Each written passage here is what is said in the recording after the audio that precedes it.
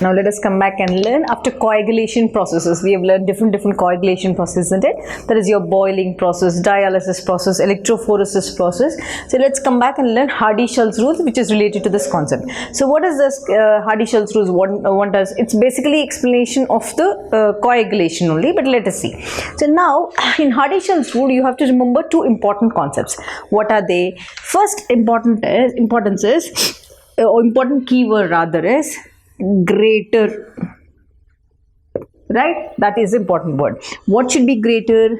Greater the valence, okay, of valency also you can write, valence or the charge of flocculating ion, okay.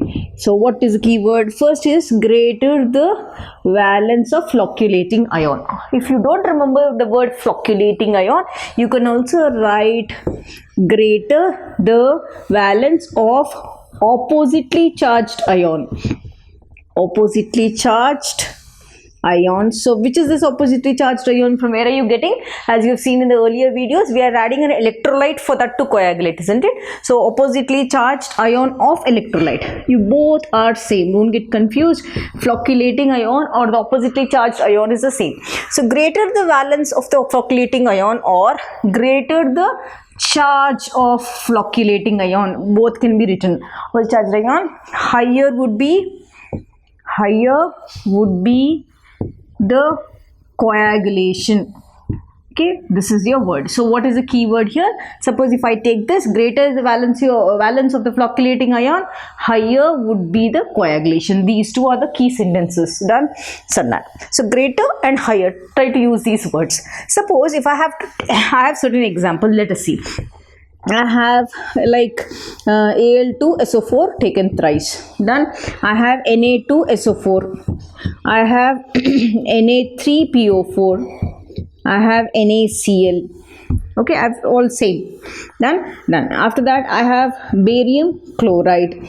Then I have magnesium chloride. Done.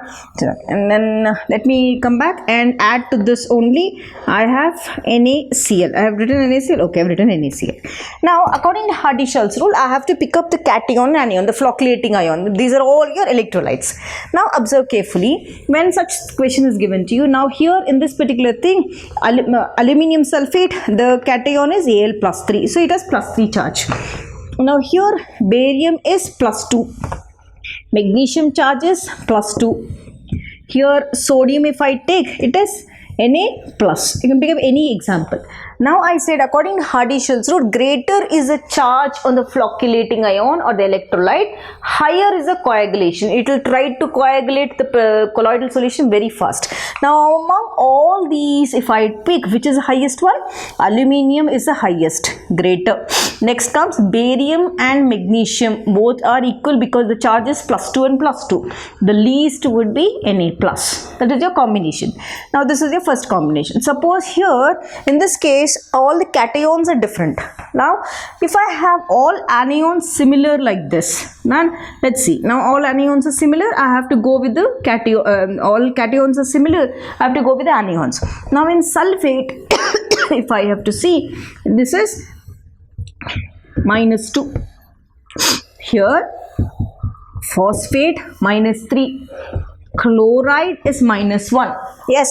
Now see which is a larger flocculating ion, which is the largest size on the flocculating ion. PO4 minus 3 greater than SO4 minus 2 greater than Cl minus. So this is your Hardy-Schulze rule. Higher the charge on the ion, greater is the flocculating power. Right.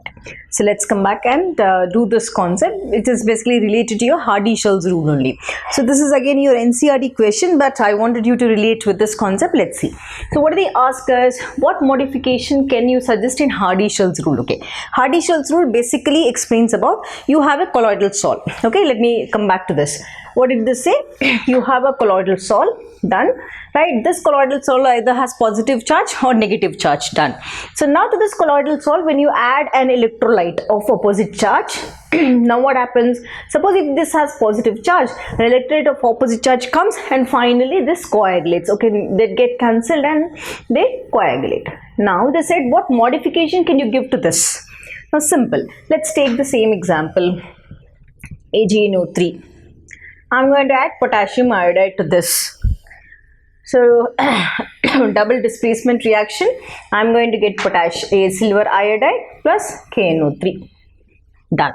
Now I said there are two possibilities. Suppose to this AgI, if you have taken this in excess, if I minus comes in attacks, you get a negative sol.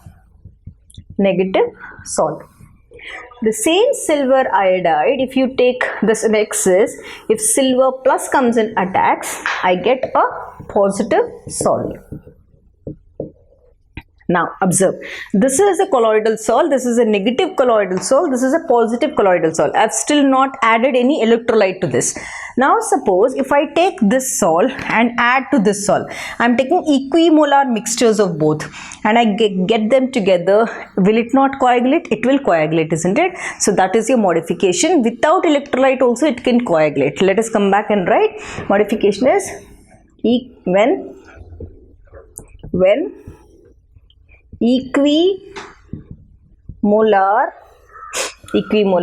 mixtures or equimolar mixtures of sols is the colloidal sol, or we'll write colloidal sol, that will be better for you all, of colloidal sols are brought together without electrolyte. There is no electrolyte concept only here. Schulze rule said electrolyte is required, but here I am not using the modified rule, I am not using anything.